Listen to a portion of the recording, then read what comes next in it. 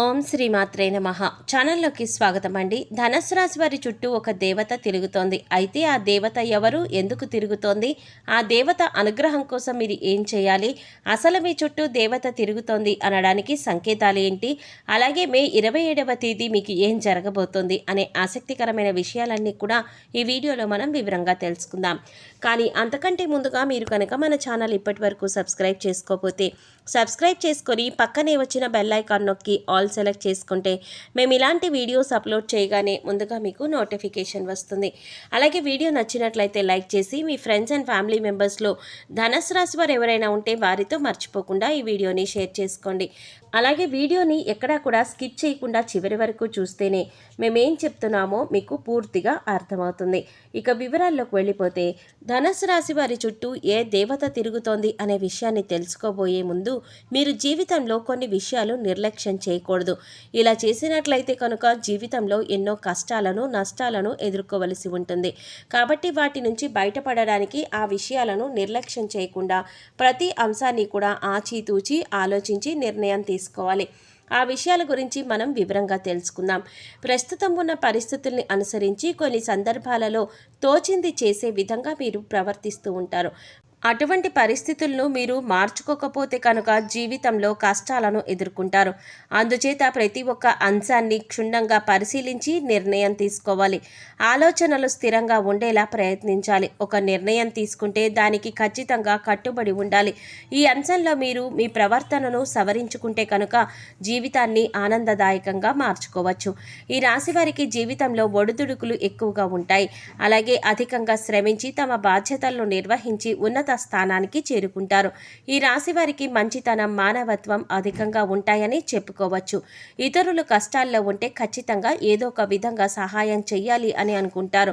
వీరి దగ్గర ధనం ఉన్నా లేకపోయినా ఎదుటివారు కష్టాల్లో ఉంటే మాత్రం సహాయం చేయడానికి ప్రయత్నిస్తారు. ఈ రాశి వారు న్యాయం అనేది ఎవరికైనా ఒకటే అనే ఆలోచన కలిగి ఉంటారు.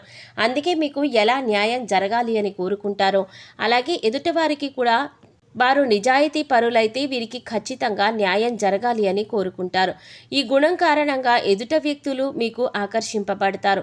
ఎప్పుడూ కూడా ప్రశాంతంగా ఉంటూ జీవితాన్ని ఆనందంగా గడపడానికి ఎక్కువ ఇష్టపడతారు. ఎదుటి వాళ్ళు కష్టాల్లో ఉంటే సాయం చేయడానికి ముందుంటారు. కొద్దిగా సాయం చేయడానికి మీరు కష్టమైన పరిస్థితులు ఎదురైనా కూడా ఇష్టంగా సాయం చేయడానికి ముందుంటారు.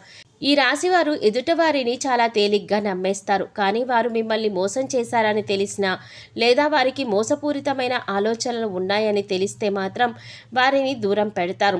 అది బంధువులు కావచ్చు, మిత్రులు కావచ్చు, ఎవరైనా సరే వారిని దూరం పెట్టడానికి వెనుకాడరు.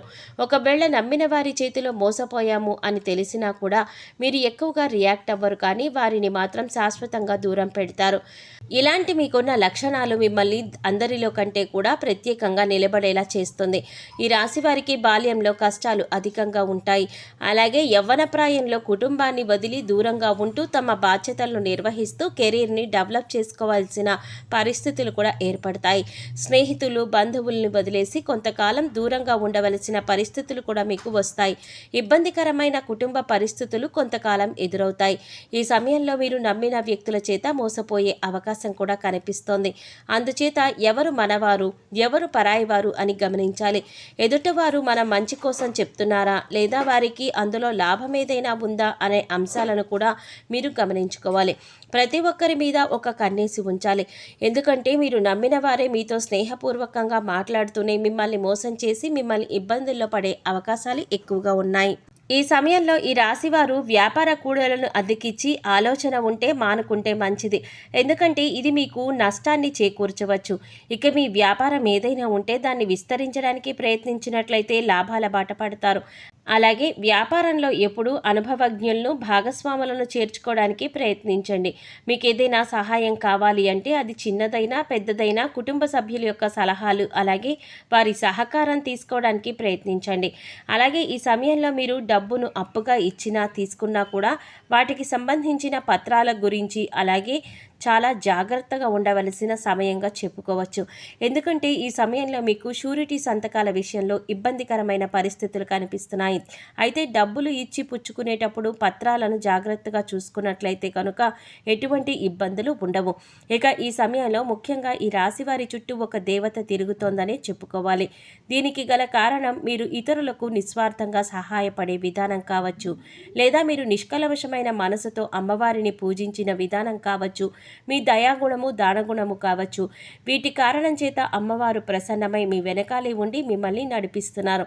అందుచేత ఈ రాశివారు ఎదుటివారితో మాట్లాడేటప్పుడు కానీ, ఎదుటివారికి సహాయం చేసేటప్పుడు కానీ చాలా నిర్మలమైన మనసుతో చేయాలి.